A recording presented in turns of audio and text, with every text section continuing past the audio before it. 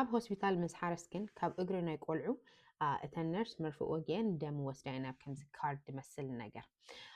እንታይ እንድገብራ ዘለዋ ስለምንታይ እዛ ቴስት ብጣዕሚ ኢምፖርታንት እያ ሎማዓንቲ ክነግረኩም ከመይ ቀኒኹም ኣሕዋተይ ትምህርትና ንቐፅል ቅድሚ ምሕራስክን ብኦልትራሳውንድ እናገበርና ቆልዑ ከመይ ከም ዘለዉ ንርኢ ማለት እዩ ብውሽጢ እዚ እቲ ኣናቶሚ ስክሪን ንብሎ ማለት እዩ ትነብሶምሲ ከመይ ኣሎ ኢና ንርኢ ዘለና بوشت اون تو organ نبلو لبوم كميالو كوليت كميالو وديديوم ويقوال مش على زي general ناي اتي ناتوم anatomy ناتوم نفسهم مالتيو نيريو اتي بوشت اي زخانة ناي هرمون حمام كهلوام زبع السيستيك فايبروسيس تبهالالو إذا خمسة ناي بعال تايرويد نتزارب كله كم كهلوام جد بمنتين فلت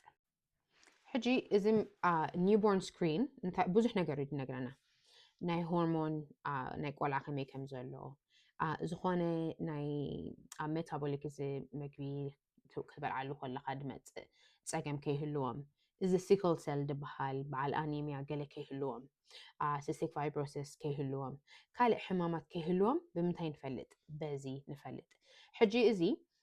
هو بدقة نعهم يا ودي قالي ولا حنت شجري بلون سلامتها دم يوسد علوا يردعني دي يردعنا نجار كم زخانة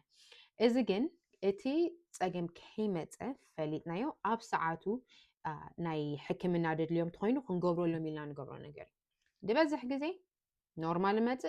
أب تصمون ماتيهم ن فاميلي دكتور كم ديو نتندي حرسهم كتبت حمن كلهم أب صمون كتر أي كلهم شو عم نقولهم اوكي اتا اب هوسبيتال دغبرتنو ريزالت ماتيلو كله نورمال አሎ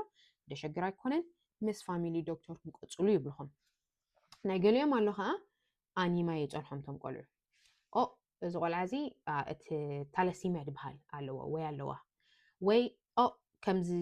ርኢና ኣብቲ ናይ ሪዛልት ድመጻናስ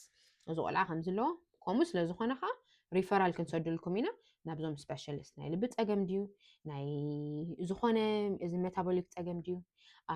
ምሻሎት ብናይ ፍጥረት ነገር ክሕዘካ ድኽእል ወይ ኣብ ጥንሲ ሒዝክን ኮለኽን ድሓልፎም ወይ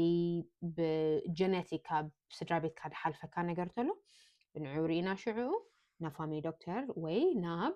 ናብ እቶም ስፔሻሊስት ወረቐት ክንፅሕፍ ንኽእል ምክንያቱ እሶም ከዓ ክንሰደሎም ተኾይናት ወረቐት ከመይ ጌርኩም ፈሊጥኩም ዝቆልዓ ከመይ ከም ዘለዎ ኢሎም ስለ ዝሓቱና እንታይ ክንገብር ኣለና ውሉድ ምስ ኣበልኪን ኣብቲ ሆስፒታል መፅአን ተነርስ ኣብታ እግሮም ውጋ ኣቢለን ቁሩብ ደም ክወስደአን እዚ ኣይ ሕሞም ንቆልዑ ድበዝሑ ኸማን ኣይበኺኖም ምክንያቱ ኣይስምዖምኒ ንእሽተይ ጌሮም እዮም ደም ድወስዶ ደለዉ ሕጂ ከምዚ ኖ ክንብል ከለና ቀልጢፍና ክንፈልጦ ንኽእል ነገራት ኣሎ ቀልጢፍና ክንሕክሞ ንኽእል ነገራት እንተሎ ስቕኢልና ተፀቢና ሽዑ ድሓር ደቂ 10 ምስ ኮኑ ደቂ 12 ዓመት ምስ ኮኑ ዓበይቲ ዓብዮም ክንዲ ሰብ ክንዳና ኮይኖም ሽዑ ቀልጢፍኩም ፈሊጥና ነርና ንኸውንሲ ወይ ቀልጢፍና ፈሊጥና ነርና ንኸውንሲ መሓከምናኩም ንብሎ ነገር ከይከውን ሕጂ ጌርኩም ከምኡ ድሓር ሽዑ ኖርማል ተኾይኑ ግሬት ተደይ ኮይኑ ግን እቲ ደድሊ ሕክምና ንቆልዑ ንህብ ማለት እዩ ሕጂ እዚ ወላ ሓንቲ ሽግር ደምፂ ኣይኮነን ዝኾነ ከኒና ድዩ ወይ ናይ ምሻሉ ዝኾነ ሲ ኣይሂብኦም እዮም ደለዉ ነቲ ቆልዓ ከምዚ ንሕና ኣብ ላቦራቶሪ ምስ ከድካ ደም ድወስዱልካ ምእንታን ቴስት ንገብሮ ከምኡ እዮም ድገብራ ደለዉ ኣብቲ ሆስፒታል ሶ ፕሊዝ እዚኣ ኖ